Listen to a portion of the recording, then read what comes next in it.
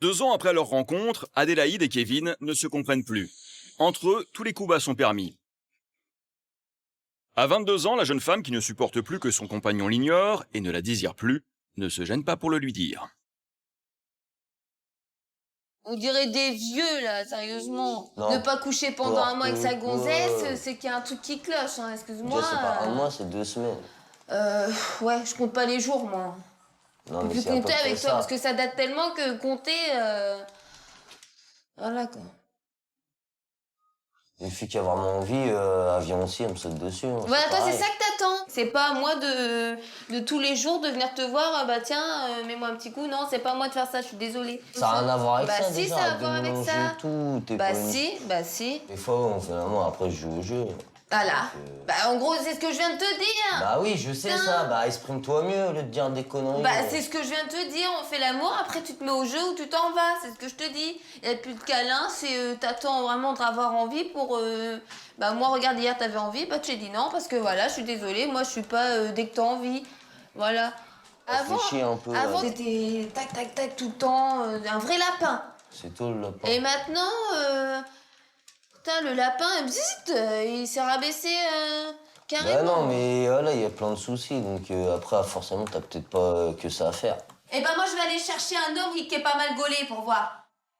J'ai besoin que mon copain il me fasse des câlins, qu'il me désire, que j'ai besoin de ressentir qu'en fin de compte que vraiment il me trouve belle, qu'il m'aime et que... Mais bon là il y a plus rien, il y a plus de... Si vraiment ça marche pas, je vais pas rester avec quelqu'un avec... Même si on s'aime, on peut pas se déchirer comme ça, donc... On sera obligé de... Moi je serai obligée de prendre de partir, même si ça lui fait du mal et que à moi aussi. Aujourd'hui, même si Adélaïde et Kevin s'aiment, le quotidien de ce couple est rythmé par les disputes. Pourtant, il y a 2 ans, lorsqu'ils se rencontrent, c'est un véritable coup de foudre. La belle Adélaïde charme Kevin. 1 mois après, la jeune femme tombe enceinte. Sans hésitation, les 2 amoureux qui ne vivent pas ensemble décident de garder le bébé. Mais depuis la naissance de Kélia, Kevin ne regarde plus sa compagne au point qu'elle a l'impression de faire partie des meubles. Alors ce matin, pour attirer son attention, Adélaïde a décidé de se faire belle. Moi, je vais sortir chercher du pain. Tu vas pas sortir comme ça? Ah bon? Bah oui, moi je trouve que ça fait biatch en rouge à Bah, lèvres. je suis pas une biatch, donc Bah, j'ai le non. droit de sortir comme ça. Bah non. Là, tu vas attirer tous les mecs. Donc c'est ça que tu veux, quoi. Bah non, c'est Bah, pour moi. excuse-moi, bah là, pour moi, c'est sûr, c'est ça. Toi, tout de suite, ça y est, je mets un peu de rouge à lèvres, ça y est, je vais chercher le pain, je vais me faire un mec. En gros, c'est ça, en gros. Bah, en gros, c'est ça. Tu veux Bah, te faire si. un guichet, j'en sais Mais rien. c'est moi. pour moi, je m'en fous des autres. Bah moi, je te dis, arrête, là. Mais, ah, parce que taillé. Donc, Quoi. tout le monde, dès qu'il voit une fille avec de rouge à lèvres rouge, ça fait salope. Mais non. Alors, les meufs qui sont en Mais jean, non. c'est des filles, Moi, bien. je m'en fous des autres filles, je m'en fous. Ils peuvent dire c'est des salopes, Bah je vais alors pas faire Bah, un moi, jugement. je suis pas une Toi, comme t'es tu ma penses. copine, c'est différent, tu vas pas faire un jugement. Et alors, c'est pas parce que je suis ta copine qu'il faut que je me mette un gros jean. Et alors, ben moi, je me fais le un maquillage tout discret, machin. Ben c'est non, pour toi mais- aussi que je fais ça. C'est pour moi, Bah quoi tu crois que Là, j'aime bien j'ai que tu acheté mon sortes pain, je vais la tête revenir, comme c'est ça. pour toi aussi, pour que je te sors plaise. comme ça avec toi, bah ça me plaît pas si Mais je tu sors me comme dis, ça à avec chaque toi. fois, tu me dis, ouais, la tronche que t'as. T'es jamais Comme content. toi, pauvre tâche. J'ai des ex, ils étaient contents d'avoir une belle femme, bien T'as coquette, été bien loin avec habillée. eux Bah, c'est pas question Bah d'aller voilà, loin. c'est tout, C'est t'as question rien que fait je, mon avec eux. propre copain, il est même pas foutu de dire que sa copine elle est mignonne, que changer de copain. Parce que Mais moi, je je peux te pas prends rester pas avec pour un une copain pute. qui croit que sa copine. Ah bah, direct, dès que je sors, ça y est, je vais me taper un mec. Mais Bah, c'est veut pas tout ça, dire. sale mongol. Bah va. si, c'est C'est que ça. les mecs qui peuvent te tchatcher et toi, Et alors, qu'est-ce que comme j'en on ai est à en foutre conflit, tu peux péter un plomb Ah et puis bon aller vers Ah, lui. oui, bah ça veut tout dire en gros. T'es une C'est fille ce que tu me naïve, fais t'es une ressentir. fille naïve et tu tombes facilement dans Ah des oui. pièges. Bah, ça Donc fait une que- fille naïve, ça veut dire que bloom, Bah, elle va écarter les cuisses mais et qu'elle va non, coucher mais avec. tu peux te... Quand tu vas me Si perdre, tu de toute sors façon, comme si t'es ça, pas capable d'accepter les moindres au lieu de trucs d'être sortir bien. simple, tu peux sortir comme ça, mais simple. Il y a toujours un truc. Soit c'est, alors ouais, le string qui dépasse, soit c'est la mini-jupe pour faire vraiment attention avec quoi je mets ça parce que sinon c'est la fin. Attention si c'est un peu transparent, oh là là, c'est la fin du monde. Bah c'est normal, tu connais comment t'étais Et avant. Et alors, Donc, comment j'étais avant? je fais Et toi, attention et que toi, tu t'as fait refasses quoi pas ça. avant? Ah mais T'as moi fait j'étais quoi avec avant? toi, quand je te parle T'as j'étais fait avec quoi toi. avant? Bah, T'as fait quoi? j'ai rien fait. T'as couché avec des vieilles? T'as Avec couché des avec vieilles. bah c'est Des pas daronnes, vrai. déjà, c'est Bah pas des alors, bah vieilles, c'est tu des vois, vieilles, pas. excuse-moi. 40 Bah ans, alors, c'est bah pas toi aussi vieux. t'as fait des conneries. Vas-y, moi je vais chez mon frère, ça Ouais, me bah saoule. va, qu'est-ce que tu fais? Là, tu me gonfles. À chaque dispute, les rancœurs ressurgissent. L'incompréhension d'un côté, la jalousie de l'autre les éloignent chaque jour davantage. Adélaïde se retrouve seule une nouvelle fois. Son quotidien est devenu une routine insupportable. Sans travail, sans distraction, les heures défilent et se ressemblent. Et le cœur n'y est plus.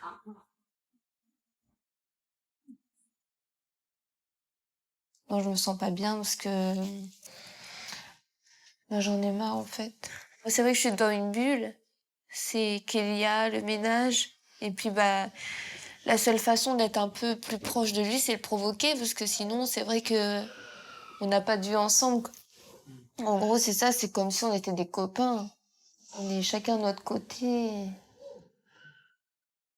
Il est 15h et cela fait 2 heures que Kevin est rentré et a repris sa place habituelle sans dire un mot.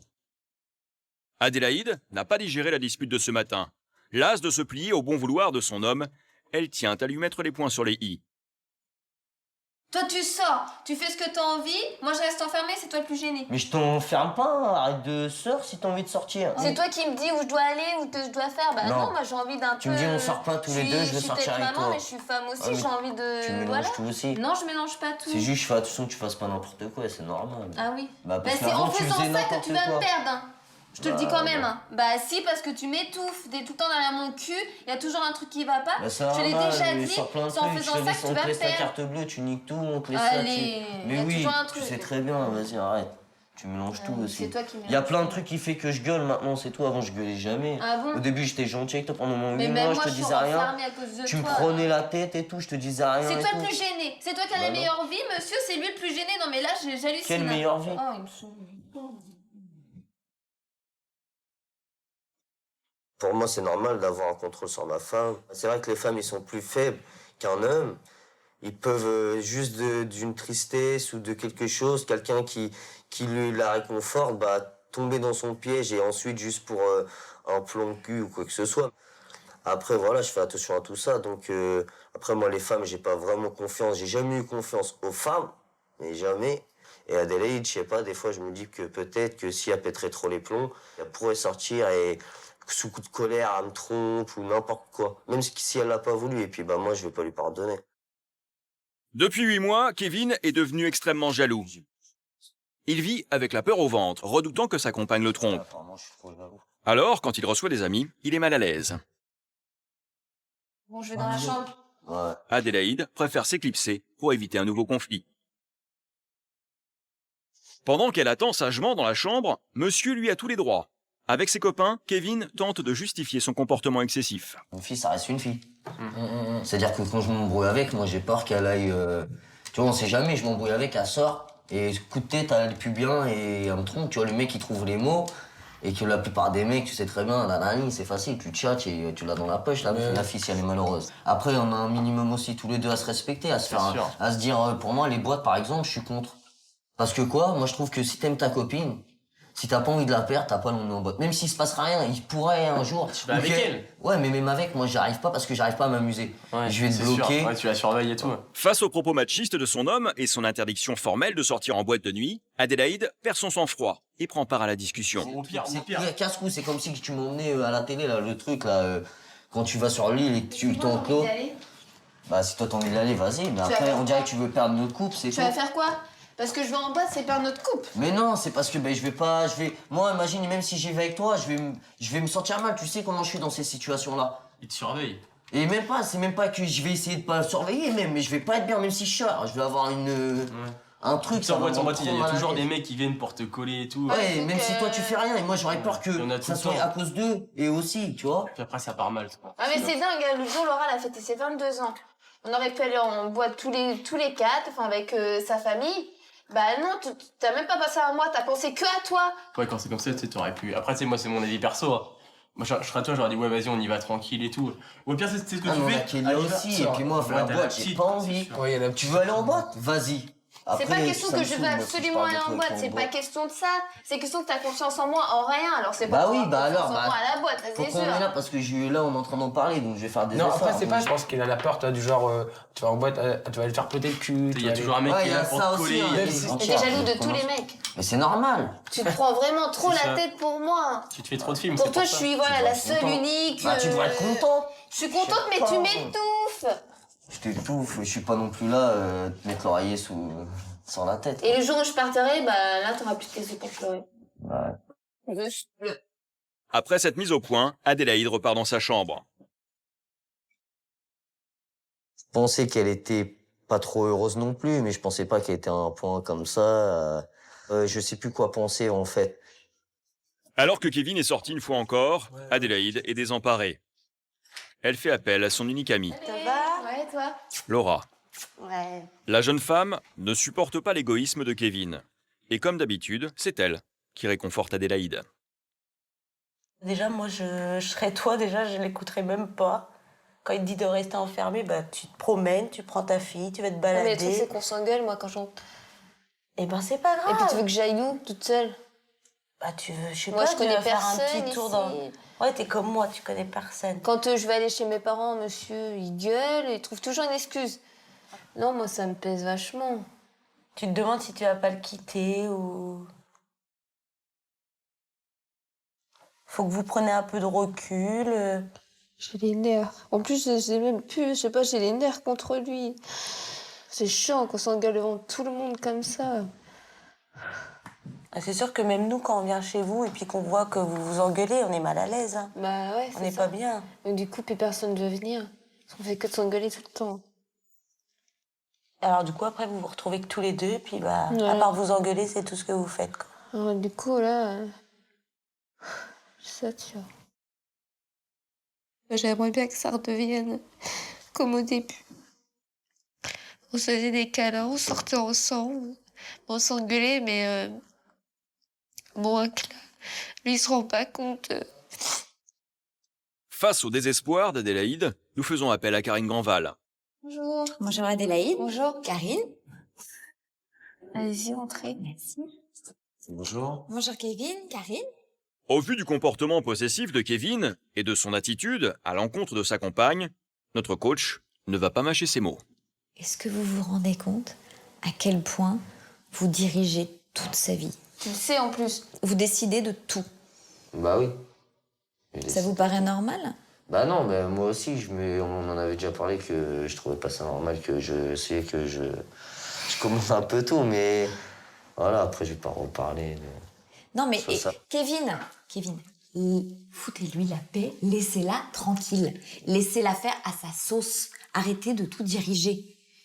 Et écoutez ce qu'on vous dit. Oui. Laissez-la et ne soyez pas sur son dos tout le temps. Si elle a envie d'aller voir ses copines et que ses copines ont des copains, c'est pas la fin du monde. Et plus vous serez sur son dos, plus vous l'empêcherez et plus, je vais vous le dire, plus il y a un garçon sympa qui va passer et qui C'est ce que l'emmènera j'arrête pas sur de rien. répéter. Et plus elle va mettre les voiles avec sa fille sous le bras et merci, au revoir. Laissez-la souffler un peu 2 secondes. Ouais, je sais. Après plusieurs heures de discussion, notre thérapeute pense avoir cerné le jeune homme. Elle lui explique alors que son comportement excessif est lié à des peurs anciennes. Je pense que Kevin a une grosse angoisse que vous le quittiez. Ouais, c'est y a ça. Je pense qu'il a une grosse peur de Mais l'abandon. c'est pas que par rapport à Je elle. pense qu'il a construit une famille. Je ne sais pas exactement quels sont ses antécédents familiaux, ce qui s'est passé, mais je pense qu'il a peut-être manqué de certaines choses. Peut-être que je me trompe, mais que, en tout cas, peut-être que aujourd'hui, la cellule familiale et le couple qu'il a créé avec vous est quelque chose qui a la plus grande importance et qui se dit que si ça lui échappait, sa vie serait un peu foutue en l'air et que du coup, il a tellement C'est ça. peur de ça. C'est ça? Ouais. Ouais, c'est ça. Bah, J'ai jamais été stable dans ma vie du tout. Hein. Bah, du tout. Jamais. Jamais. Notre thérapeute a vu juste. Pour la première fois, Kevin met des mots sur son mal-être. Une enfance difficile, ballottée de foyer en foyer, un sentiment d'abandon qui l'a toujours hanté. Le jeune homme va pouvoir désormais prendre son avenir en main et surtout changer d'attitude envers sa compagne. Je te laisserai sortir quand on aura envie, mais pas que ça soit pas non plus abusif, tu vois. Et voilà, je vais essayer de te laisser gérer ton avenir, quoi.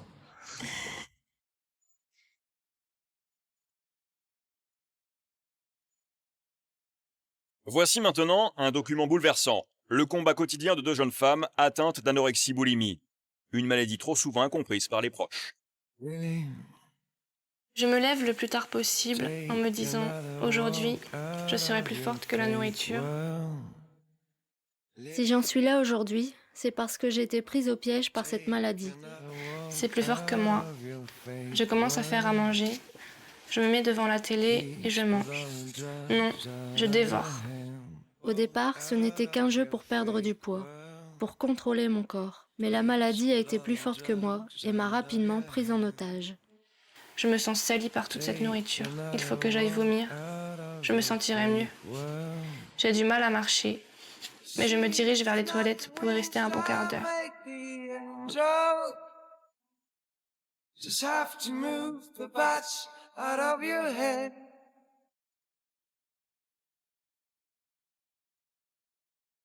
Angélique et Jennifer ne se connaissent pas. 500 kilomètres les séparent et pourtant une chose les rapproche, leur souffrance. Toutes les deux sont dominées par un ennemi commun, la boulimie. Leurs journées ne sont rythmées que par une seule et même obsession, manger puis se faire vomir pour ne surtout jamais prendre de poids. C'est toujours la nourriture qui est à la base de tout. Ça contrôle tout, en fait. Ça contrôle tout. Ma maladie, c'est ma copine. Elle est mon alliée.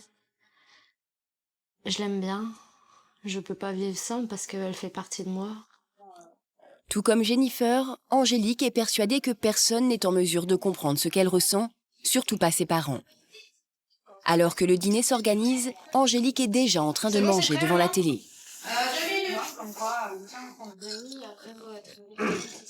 La jeune femme ne parle à personne, elle ne communique pas, elle mange. Avant même que ses parents ne soient attablés, elle aura déjà ingurgité l'équivalent de 3 repas. Ce soir encore, Véronique et Marc assistent impuissants au départ de leur fille qui monte s'isoler dans sa chambre, emportant avec elle un plateau rempli de gâteaux, de lait, de soda et autres sucreries. Désemparés, ses parents ne savent plus quoi faire, ni quoi penser. Ouais, parce que comme d'habitude, d'habitude, va aller remonter là-haut avec son plateau. Va encore point frais. Parce que j'ai fait des courses, moi, hier.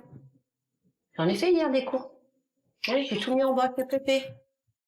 Pour le coup d'enfant but, parce que sinon, elle me vide tout, là. À l'étage, fuyant ses considérations, Angélique entame son cérémonial quotidien. Dès cet instant, elle n'est plus parmi les siens. Comme enfermée dans une bulle, durant plus de 2 heures, la jeune femme va tout simplement se remplir, sans répit, bouchée après bouchée, gorgée après gorgée, concentrée, seule face à sa nourriture.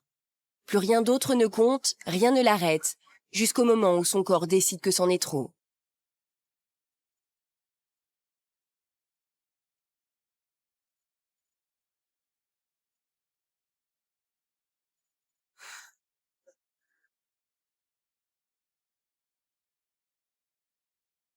Ça me dégoûte. La nourriture, elle me dégoûte. J'aimerais plus jamais manger, là. Vraiment, j'aimerais bien arrêter de manger. Mais j'arrive pas. Pour moi, elle est mal dans sa peau ou elle a un problème, puis on sait pas exactement lequel, quoi. Comme elle veut pas me parler. Elle monte tout là dans la chambre. Elle me descend toutes les semaines là 2 sacs de poubelle. Parce que financièrement, elle se rend pas compte. Elle a peu d'argent, elle travaille pas. Il y a peut-être de la boulimie, mais il doit y avoir autre chose. Hein. Mais bon, de toute façon, il va falloir quand même se décider à faire quelque chose, parce que là, on va pas la garder comme ça. Alors que Marc et Véronique admettent leur impuissance face au malaise de leur fille, celle-ci, plus seule que jamais, nettoie les vestiges de sa soirée. Épuisée, isolée, elle souffre de ne pas être comprise. Ce qui me fait le plus mal aujourd'hui, c'est de pas être comprise par mon entourage, par mes parents, par les gens qui me disent que j'ai pas de volonté, alors que ça n'a rien à voir avec ça. Ça m'agace, les gens qui disent ça, ils comprennent pas, ils parlent sans savoir en fait. Et donc c'est pas du tout de la volonté, parce que moi, la volonté, pour moi je l'ai, j'ai envie de guérir. Il y a quelques mois, nous avions suivi Jennifer. Cette jeune femme était confrontée à l'incompréhension de son compagnon qui assistait impuissant à ses crises de boulimie. Maintenant, tu connais le processus. Ouais. Tu sais que ça va vite aller, ça va vite s'enchaîner et j'ai besoin de me concentrer sur ce que je mange pour que ça se passe vite. Je sais. Et que ça n'a pas le temps de digérer. Ok. Donc, si tu dois te servir, tu prends. D'accord. Voilà, tout ça. Merci, toi aussi. Quand je commence à manger, je sais pas, c'est plus fort. On dirait qu'il y a un esprit, une deuxième personne à l'intérieur de moi qui continue qui dit oui, continue à manger, ouais, qui me force à continuer à manger. À présent, Jennifer s'attaque à la seconde phase de sa crise. Elle mange en dernier les aliments les plus gras, ceux qui lui font le plus peur. Son but, qu'il reste le moins longtemps dans son corps. Sébastien est contraint de quitter la table, car c'est seule qu'elle veut affronter ce moment.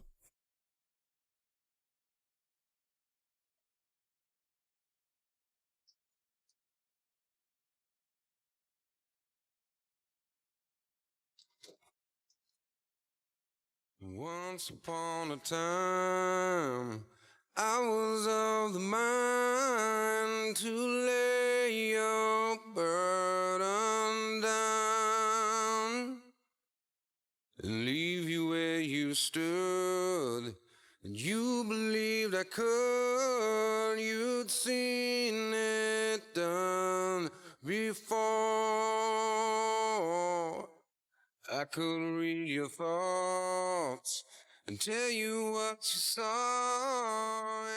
Pour son minuscule estomac, c'est beaucoup trop. Si elle s'est autorisée à manger autant, c'est parce que finalement, elle ne va rien garder. Après chaque repas, direction les toilettes, sous le regard impuissant de Sébastien.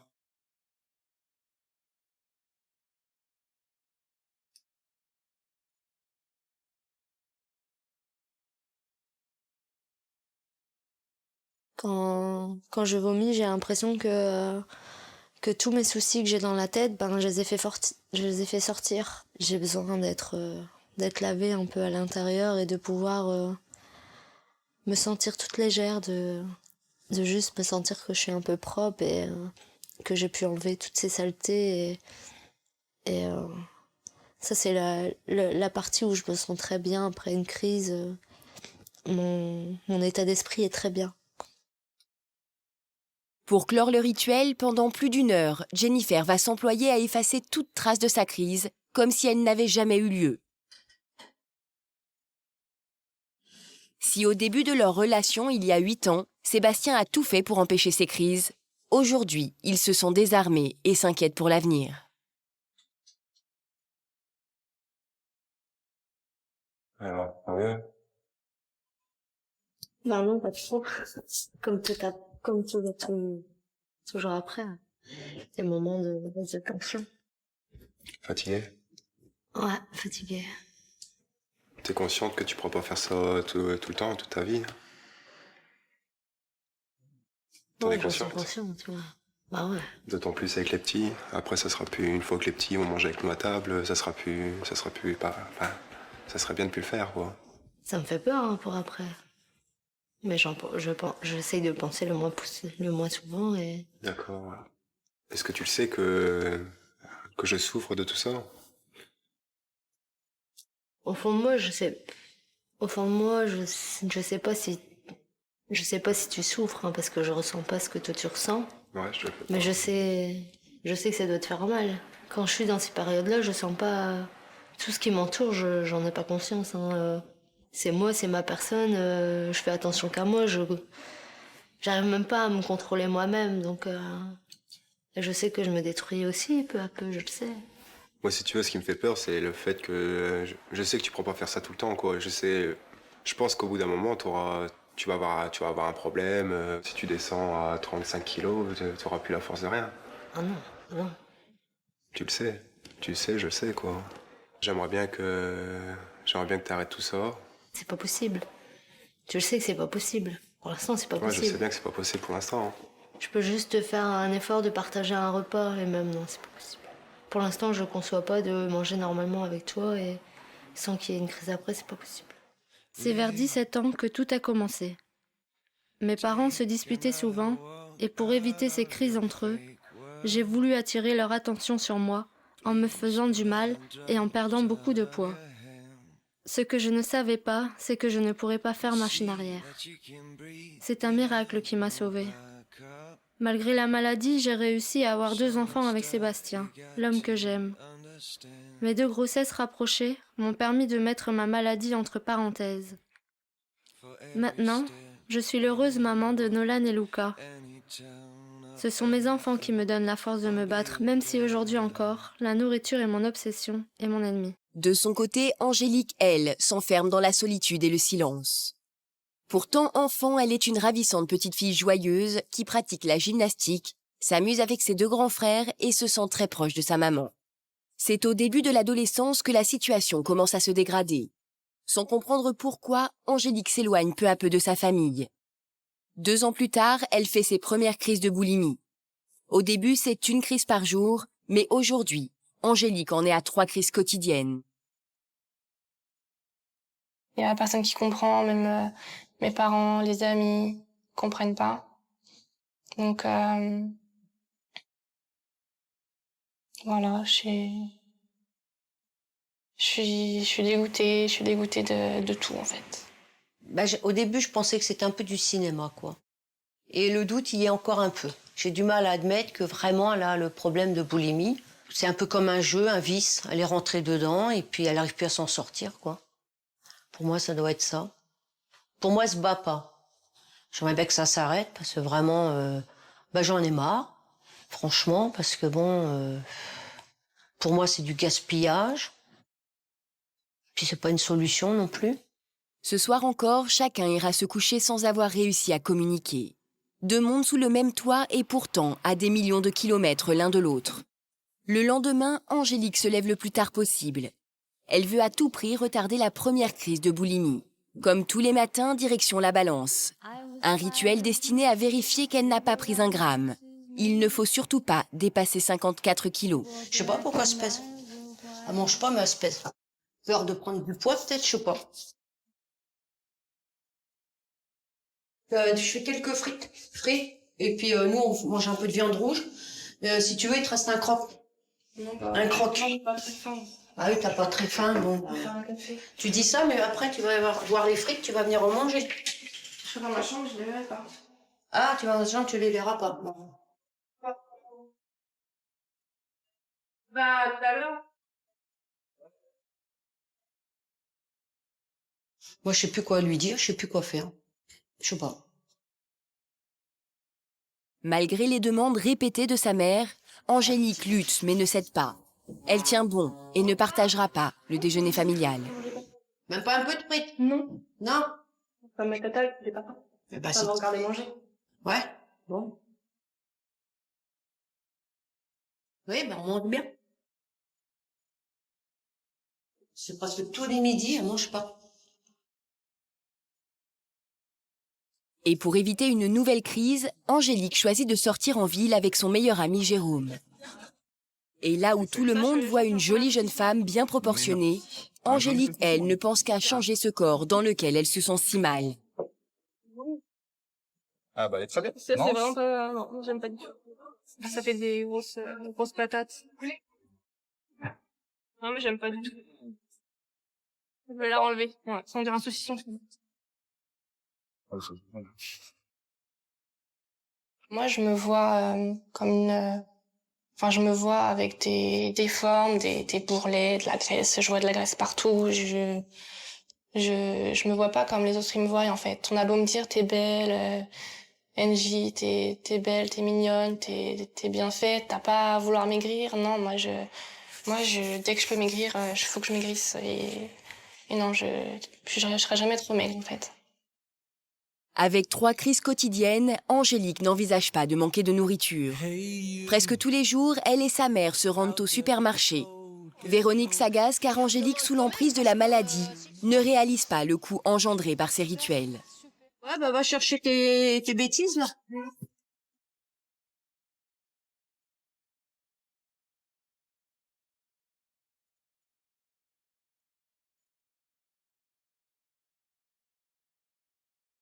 Attends, doucement, hein. C'est pas donné tout ça, hein.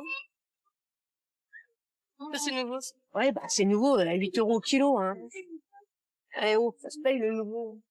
Suffit, là. Ouais, ça.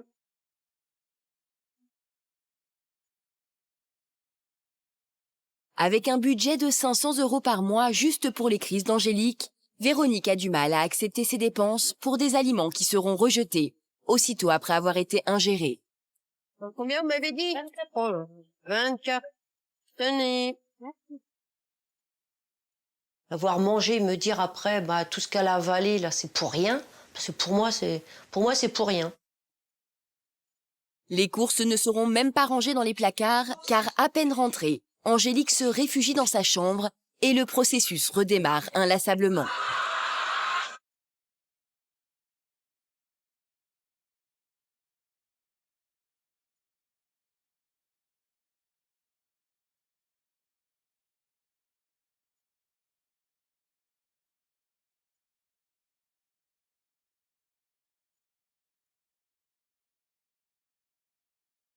Ce soir, chez Jennifer, c'est une toute autre épreuve qui l'attend. Elle est invitée chez ses parents pour le repas annuel de la Saint-Nicolas. Un dîner qu'elle ne peut pas manquer. Une angoisse car la jeune femme refuse de procéder à ses crises en dehors de chez elle. Elle va devoir affronter les regards de toute sa famille, et notamment celui qu'elle craint le plus. J'ai une peur par rapport à mon père. Mon père, il comprend pas. J'ai beau à lui expliquer pendant toutes ces années, j'ai eu beau à lui dire, à lui expliquer pourquoi j'arrivais pas, mais lui ne comprend pas. Je voudrais juste qu'il ressent que je le fais pas exprès en fait, que c'est pas quelque chose que je joue avec parce que j'aimerais bien être autrement et j'aimerais bien qu'il le voie de cette manière-là. J'ai juste envie qu'il comprenne que c'est plus fort que moi et que je le commande pas. L'ambiance est à la fête près du sapin.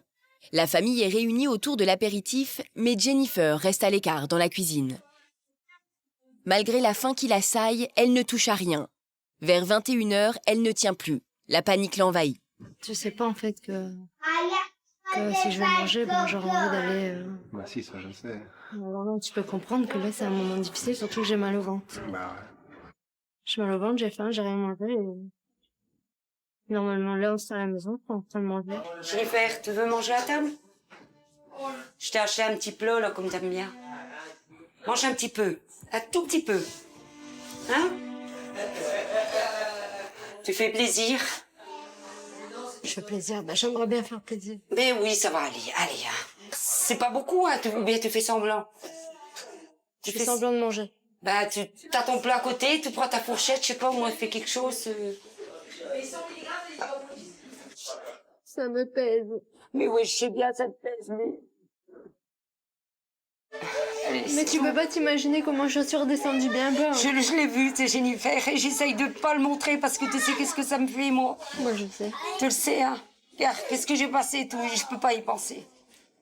Je peux pas. Mais merde, t'es ma fille, hein. Alerté par le chagrin de sa fille, pour la première fois, le père de Jennifer lui fait part de sa souffrance et de son incompréhension. Ça nous fait mal. Ouais. Quand je te vois comme ça, on dirait une Éthiopienne. Mais oui, mais pourquoi tu es comme ça? Mais j'y peux rien, je suis comme ça parce que j'y peux rien, je fais pas exprès d'être comme ça. Je sais bien que tu fais pas exprès. Ce serait si facile, je serais arrêtée déjà depuis longtemps. Hein. Tu sais, c'est trop dur pour nous. Bah, je sais que c'est On le montre pas. Bah, je sais, moi j'ai pas envie de vous faire souffrir, c'est que tu comprends pas. Tout ce que nous on demande, c'est que j'ai pas envie que vous en souffrez.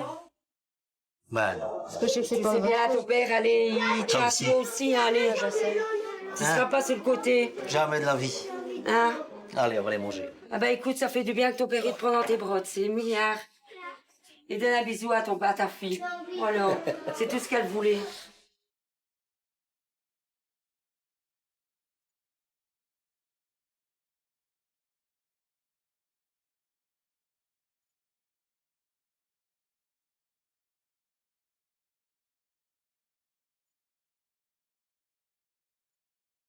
Pour faire plaisir à ses parents, Jennifer prend sur elle et affronte ce repas qui lui fait si peur.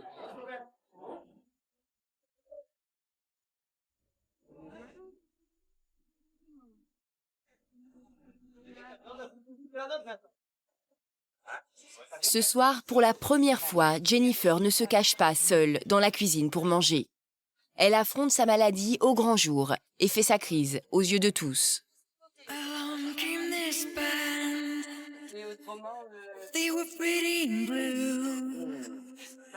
They made a record or two, and then they sold a few.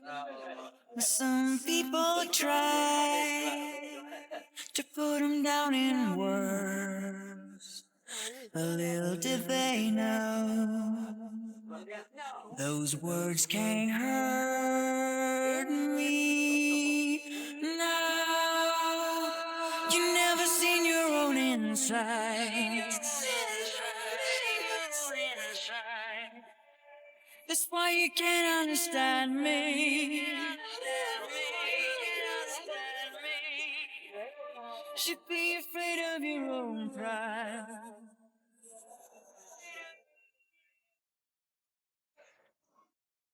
Ce soir, je suis très contente.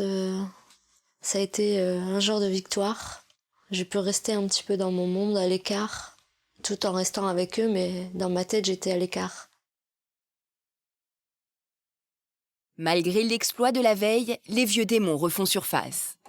À peine sortie du lit, sa première pensée est pour son poids. Et comme chaque matin, Jennifer s'impose l'épreuve de la balance. 40 kg 3. Jennifer a perdu 400 grammes. Elle est satisfaite. Avant de monter sur la balance, il y a toujours une petite peur du poids s'il monte. Donc il doit toujours être inférieur ou égal. Et quand je monte et qu'il est inférieur, ça me procure un sentiment de sûreté. Je suis contente et ça me rend...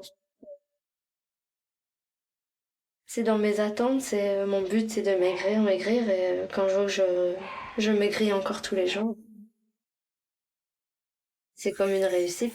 Si Jennifer s'inflige autant de souffrance, c'est parce que l'image que lui renvoie le miroir la fait souffrir. La jeune femme est obsédée par son reflet et contrôle chaque détail de sa silhouette. Où des lots de mer et des gamins pâles vous aimez. Quand je me regarde, j'ai l'impression de voir une fille qui fait, 50 kilos, 55. J'ai l'impression que je peux dire, tu peux encore descendre parce que là, tu ressembles à toutes les autres et il faut que je me caractérise différente ou devenir invisible. Pour s'assurer de sa maigreur, Jennifer mesure toutes les parties de son corps. Ce qui me fait le plus plaisir à mon corps, c'est mes os. Ça me rassure, j'ai l'impression que j'ai plus de graisse dans le corps, que mon corps est fait que de choses saines. C'est mes enfants qui me font garder le cap.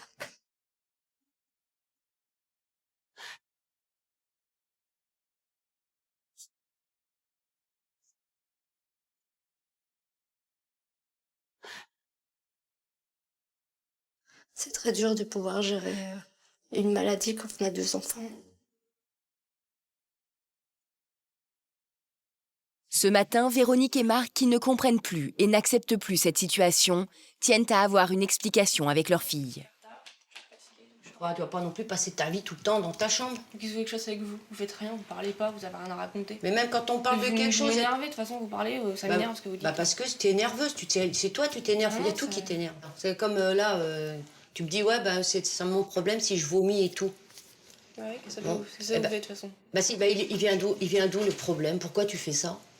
Je sais pas, c'est comme ça, c'est tout, c'est venu comme ça. Tu sais pas, explique-moi, moi, je vois pas pourquoi tu fais ça. Tu te trouves comment, là? Tu te trouves moche?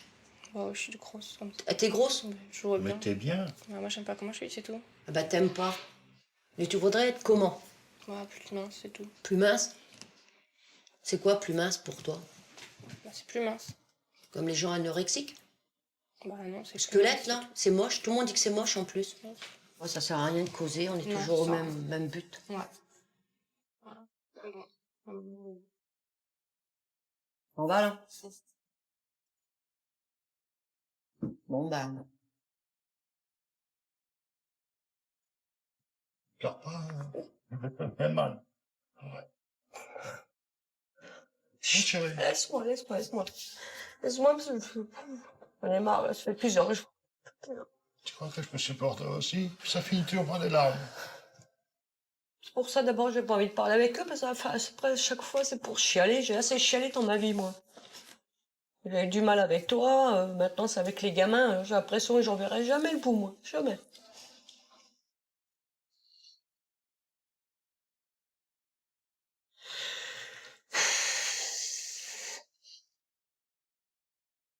Essaye, soigne-toi, fais tout ce que tu peux.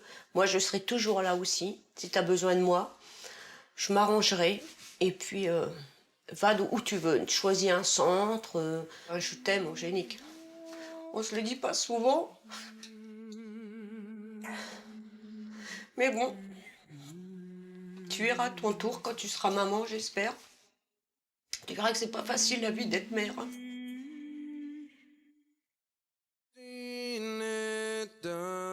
Aujourd'hui, Jennifer va beaucoup mieux.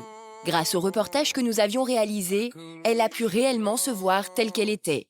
Pour elle, ce fut le choc. C'est pas normal de perdre le contrôle comme ça. Un véritable déclic qui l'a conduite à enfin accepter de se faire aider pour s'en sortir. À présent, c'est à son tour d'apporter un message d'espoir à Angélique.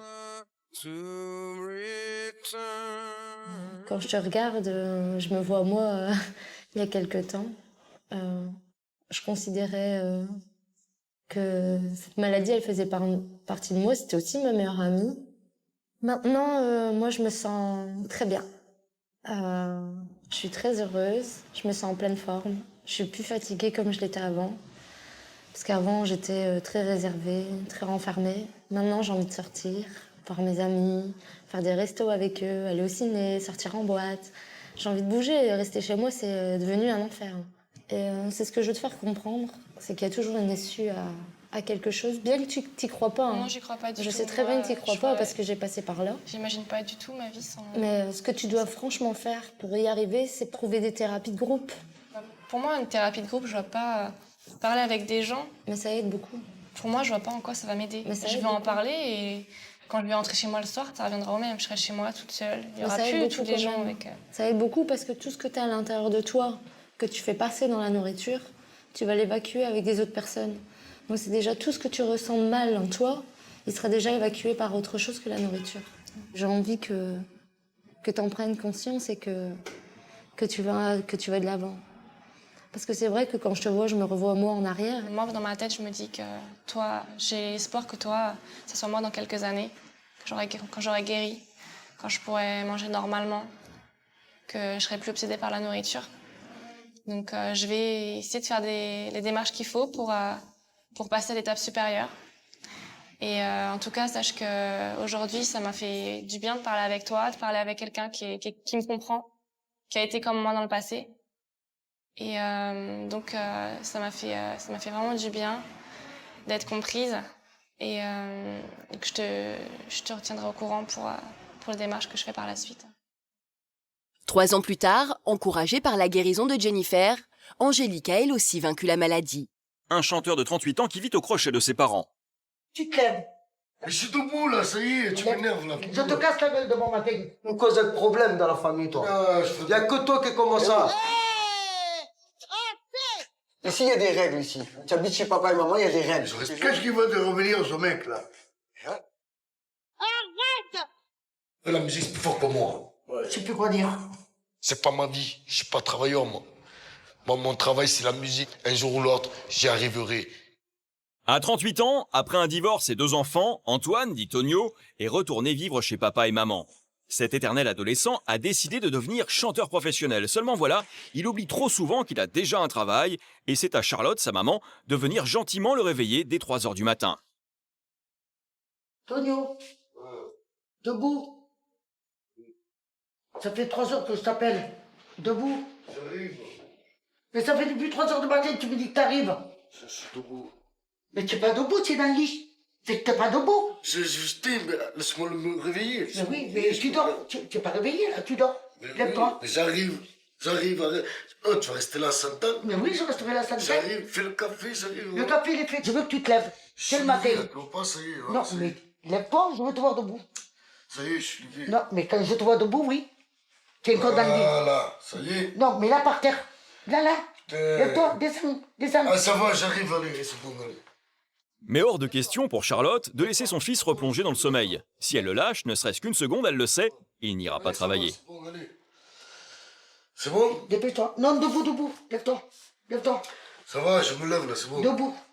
Mais je suis debout là, ça y est, tu m'énerves là. Lève-toi. Tu mets les pantalons, tu mets les souliers, tu te laves, tu bois le café. À moins le quart, tu t'en vas, je te dis. Je t'ai dit, je me lève là. Maintenant, ça y est, c'est bon, c'est bon, me lève pas, moi j'arrive. Lève-toi de bon matin. Oui, ça y est, je suis debout. Je te casse la gueule de bon matin. Ça va. Dépêche-toi. Moi, depuis 3h15 du matin, je suis debout. Tu me laisses dormir? Tu me laisses pas dormir. Alors, tu te lèves. D'accord? Ça y est, ça y est. Voilà. Comme ça, c'est bien, tu vois. Dépêche-toi. Tu stresses le matin, oh. Tu veux que je travaille tranquille, moi. Dépêche-toi. Tout de suite, je te donne 5 minutes pour que tu te lèves. Oh, c'est debout, là, c'est quoi, 5 minutes? Voilà. Tu te laves, tu te peignes, tu bois le café, tu mets le manteau et tu te casses. Putain, de bon matin, moi. Mais alors, t'as les nerfs, moi aussi j'ai les nerfs de bon matin. Quand on commence à 5h, on se répare 5h moins le quart. Il y a 12 ans que je fais les rues. Et 12 ans de galère pour la maman. Je me vois pas toute ma vie porter ça. Voilà. Toute ma vie, je me vois pas. Et pourquoi porter... Parce que je suis pas fait pour ça. Et pourquoi toute ta vie tu porteras pas ça? Parce que j'aime pas vraiment travailler. Ton père il a porté 50 ans sur ta vie, pourquoi pas toi? Ah, mais papa, peut-être qu'il avait pas le don que j'ai moi. Ah, voilà. toi t'es chanteur. Ouais. Eh ben. Un chanteur peut-être raté, mais je suis chanteur. Et ben on verra plus tard alors. Et c'est bien malgré lui que Tonio retrouve le chemin du travail. Seule consolation, ici, dans la solitude du petit matin, personne ne peut l'empêcher de pratiquer son art. Qui n'a jamais été seul, au moins une fois dans sa vie, seul au fond de son lit, seul au bout de la nuit.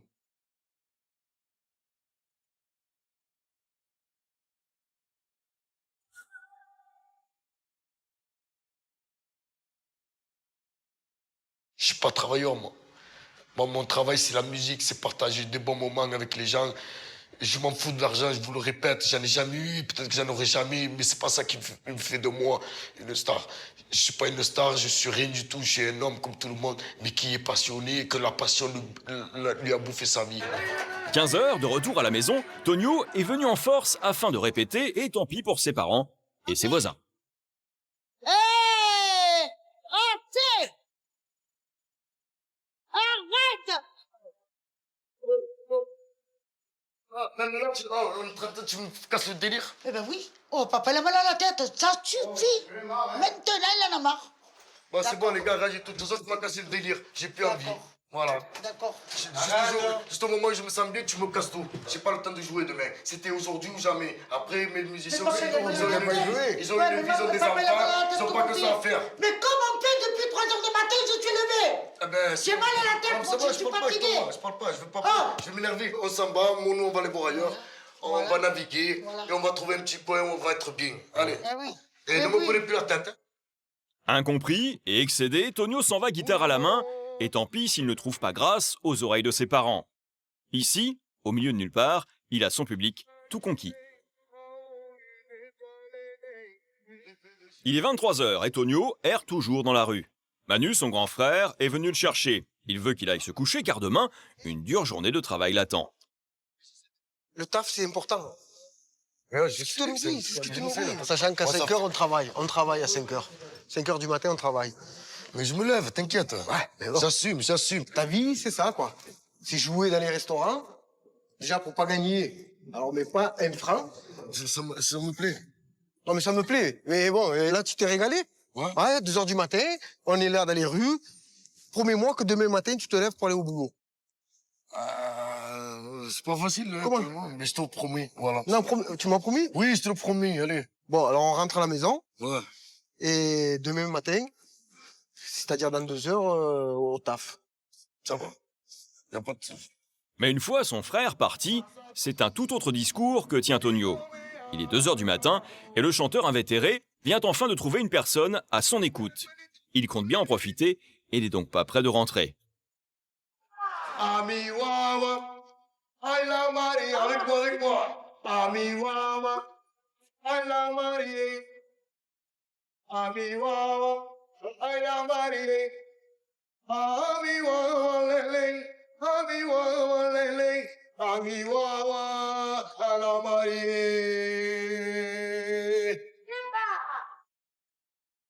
Bravo! Merci bien et une bonne soirée. Et à très bientôt.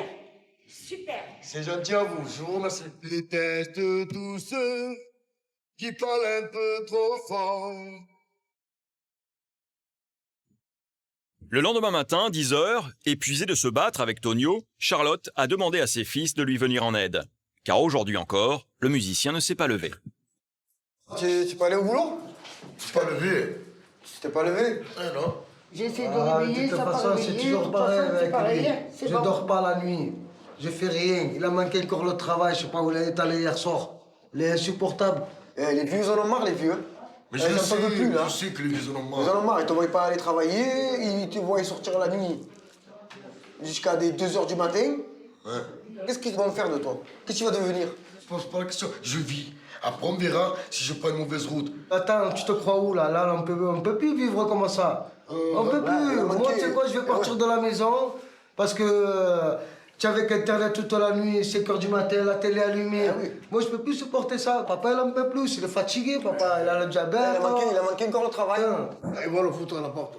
Ah, il va aller dehors. Hein. Ils vont te jeter. Hein. Bah écoutez, ouais, ils vont te jeter. Il me fout la porte, qu'est-ce que tu veux que je fasse? Qu'est-ce que tu vas dire maintenant que tu as manqué encore? Je me suis pas levé. Voilà, il n'y a pas mort d'homme. Et toi, tu le prends à la légère, tout ça. Et tu veux que je fasse quoi? Je me suis pas levé. Je fais quoi? Alors, ça veut dire que si un jour, là, tu prends un studio, tu te lèveras jamais et t'entends pas les téléphones, puisque tu rentres à 2h du matin. T'entendras jamais. Tu manqueras. Alors là, tu es perdu, quoi. Là, tu te reposes sur maman. Qu'est-ce qui va te revenir, ce mec-là? Ouais. Et il comprend pas. Hein? Écoute, moi, je ne supporte plus, hein.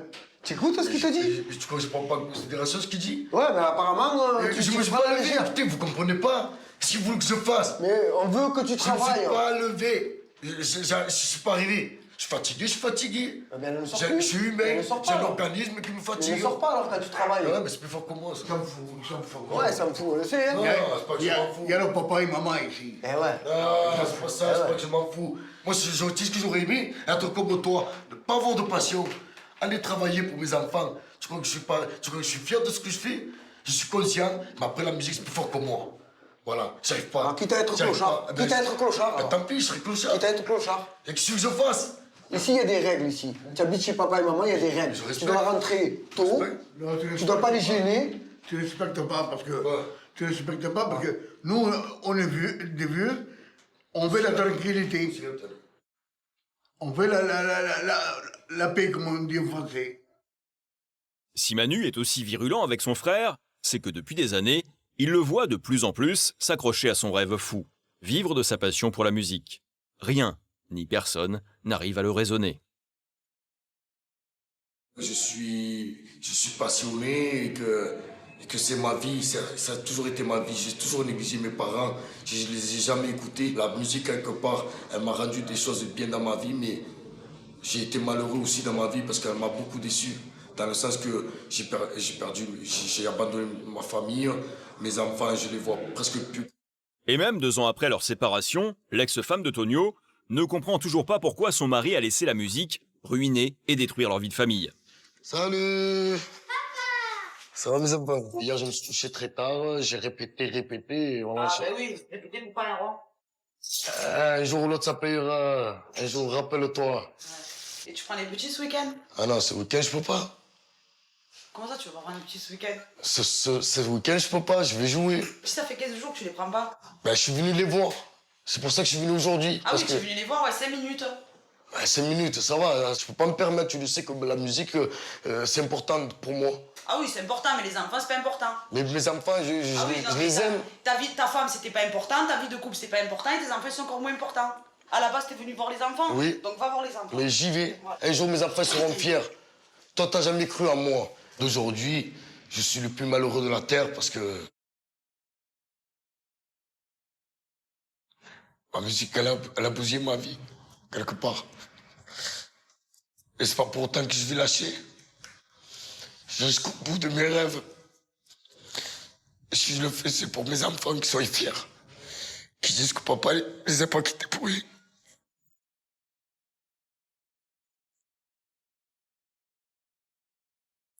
Je vois que... Je réalise que quand même... J'ai gâché un peu ma vie. Je l'avoue, j'ai gâché un peu ma vie. Mais c'est plus fort que moi. Je l'ai dans les tripes. Et je ne lâcherai pas. Et même si la musique a eu raison de son couple, Tonio n'arrive plus à se raisonner. Ce soir, au lieu de rentrer chez sa mère, il se rend à la salle des fêtes où se produit un groupe de gypsy. Il n'a qu'un but en tête, monter sur scène pour montrer ce qu'il sait faire.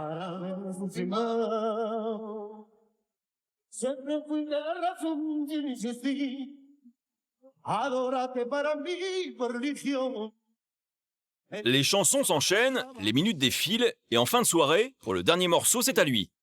En montant ces quelques marches, Tonio n'est plus balayeur, il devient chanteur. No quiero ser, ay nada más, respiraré y recordar un amor tanto mejor que se ha olvidado por todo mejor, si se lo vivió, ay nada más, oh si my way.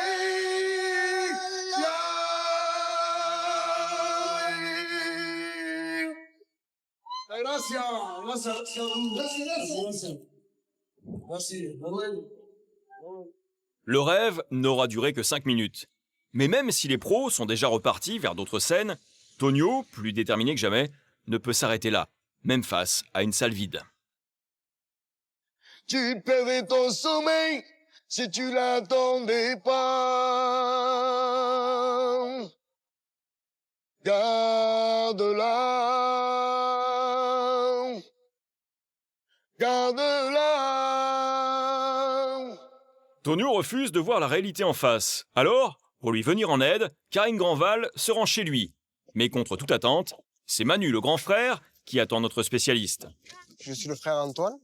D'accord. Et je savais que vous allez venir aujourd'hui pour le voir. D'accord. Donc, je suis là, en fait, parce que ses enfants m'ont écrit une lettre pour son papa. Et il l'a pas vu? Il ne l'a pas vu. Et j'aimerais que... Vous voulez me la donner? Voilà, je vais vous la donner pour que vous puissiez Donc lui dire. D'accord. Et peut-être que ça changera les choses. J'espère. Ça va peut-être le faire réagir. Et voilà, surtout le faire réagir. D'accord. Bonjour. Vous allez bien? Karine, enchantée. Et toi? Bonjour. Alors, j'aurais voulu savoir ce que vous attendiez de ma venue aujourd'hui. M'engueule comme si j'avais 10 ans, alors que j'ai quand même 38 ans. Vous vous dites, finalement, les choses ne sont pas dramatiques, puisque même si je perds mon boulot, j'ai quoi que ce soit, je suis tranquille chez papa et maman. C'est vrai. Voilà, c'est ça la conversation. Je pense que vous avez besoin d'un petit coup de pied au cul, si je peux me le permettre. Charlotte, quand vous me parlez, j'ai l'impression que vous me parlez de votre enfant qui a 15 ans. Et bien justement, mais tout le monde dit Moi, j'ai 10 ans. Voilà, tout le monde dit Non, mais parce que pour eux, vous avez 10 ans, mais quelle est la situation aujourd'hui? Vous n'emmenez pas que vous, vous emmenez vos parents avec vous qui s'inquiètent, qui se font un sang dents que pas possible, vous emmenez vos enfants, vous emmenez toute votre famille. Le problème, c'est que ça fait pas mal de dégâts. Alors, je vais vous montrer quelque chose qu'on m'a donné. J'ai une lettre que vous allez lire. On va en parler ensemble après. C'est une lettre qui a été écrite par vos enfants.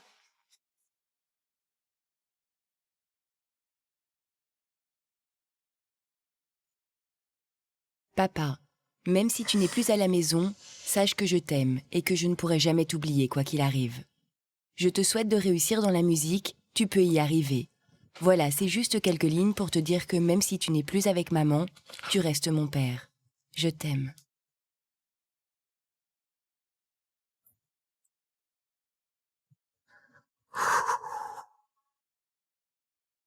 Qu'est-ce qu'ils vous disent, vos enfants?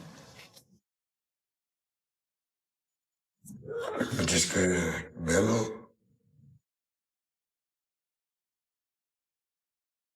Malgré tout.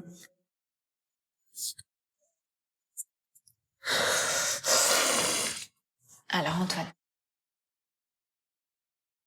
Ce qu'il y a dans cette lettre, c'est que de l'amour. Vos enfants vous disent qu'ils vous aiment. Maintenant, qu'est-ce qu'ils disent d'autre? Qu'ils vous voient pas beaucoup.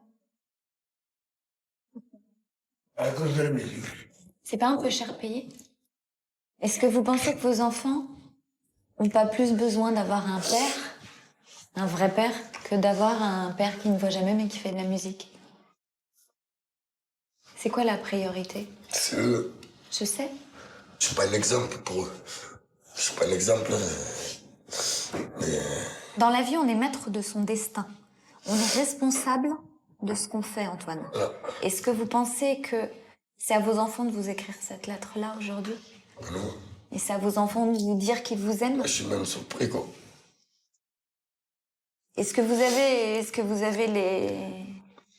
pour leur montrer qui est leur père? Bien sûr.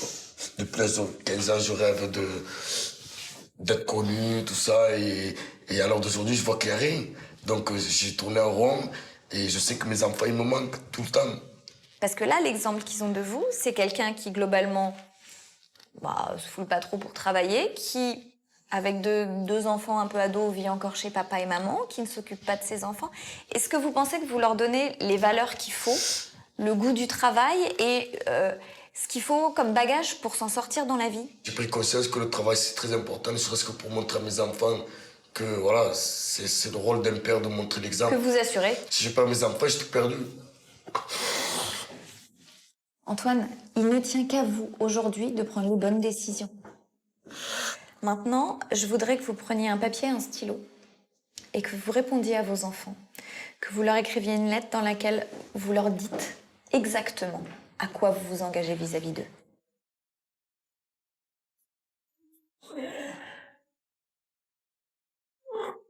Est-ce que vous voulez nous la lire?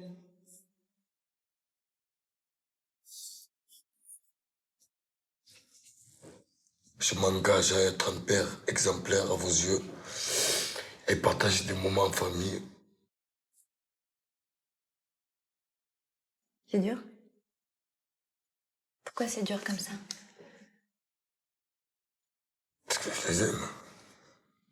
Non, Qu'est-ce pleure qu'il y a, pas. Charles? Oh. Prenez-la dans vos bras, prenez-la. Allez, c'est bon. Allez, pleure pas. C'est rien. C'est juste que, voilà, je prends des engagements. Je vais arrêter de vous faire la misère. Parce que, à cause de moi, je vous rends tous malades. Alors que je suis le seul qui vous fait la misère. Les autres frères, ils ont tous une vie normale. Je suis le seul qui prend un biberine. Donc, je m'engage à moi me lever tout seul et d'aller travailler et de plus te faire de soucis. D'accord? Si tu me fais ce plaisir, je t'en ferai moi aussi des plaisirs. Voilà. Tu verras maintenant. J'ai pris conscience de tout ce qui m'arrive en ce moment, j'ai pris conscience. Et tu verras qu'à partir de demain matin, je serai debout avant que tu me réveilles. Mais ça sera la dernière fois que tu me diras lève-toi parce que je serai debout et ça te permettra que tu comprennes que tu n'as plus besoin de te lever. Eh ben, tu as besoin de te reposer. Tonio a eu le déclic. Il a enfin pris son indépendance et ne vit plus chez ses parents.